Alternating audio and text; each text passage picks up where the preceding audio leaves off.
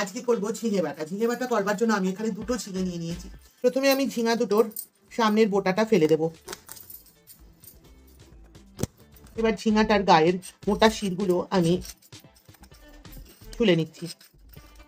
সবটা খোসাকে ফেলবো না, কারণ একটু বাটার মধ্যে খোসা থাকলে খেতে ভালো লাগবে। দুটো ঝিঙারই শিরগুলো ফেলা হয়ে গেছে এবং তার সঙ্গে একটু খোসাও ফেলে দিয়েছি। এবার ঝিঙেগুলোকে টুকরো করে নেব। দুটো ঝিঙেরই পেছনটা টুকরো করে নিচ্ছি আগে কেটে।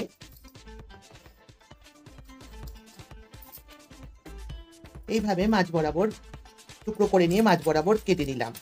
একইভাবে আমি দুটো ঝিঙাকে কেটে নিয়েছি। এবার গ্যাস অন করে কড়াই বসিয়ে দিয়েছি। এবার কড়াইতে দিয়ে দিচ্ছি পরিমাণ মতন সর্ষের তেল। দিয়ে দেবো 1 চামচ কালো জিরে, আর দিয়ে দিচ্ছি একটা গোটা শুকনো লঙ্কা।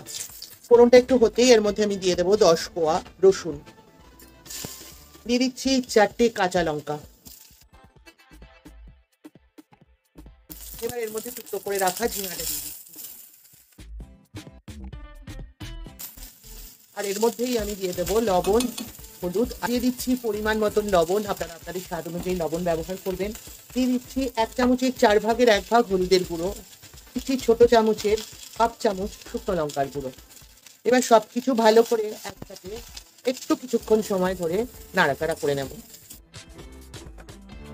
ঝিঙাটা একটু কিছুক্ষণ ধরে নাড়াচাড়া করে নিয়েছি। এবার এটা একটা ঢাকনা দিয়ে 8 মিনিট রান্না হতে দেব।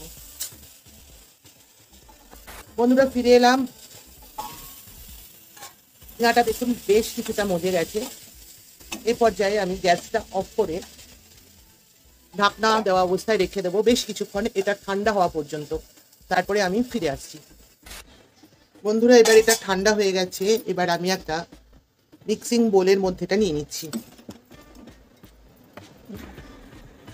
সব ঝিঙে, লঙ্কা, রসুন সবকিছু এর মধ্যে তুলে নিয়েছি। এবার এটার একটা পেস্ট আমি রেডি করে ফিরে আসছি।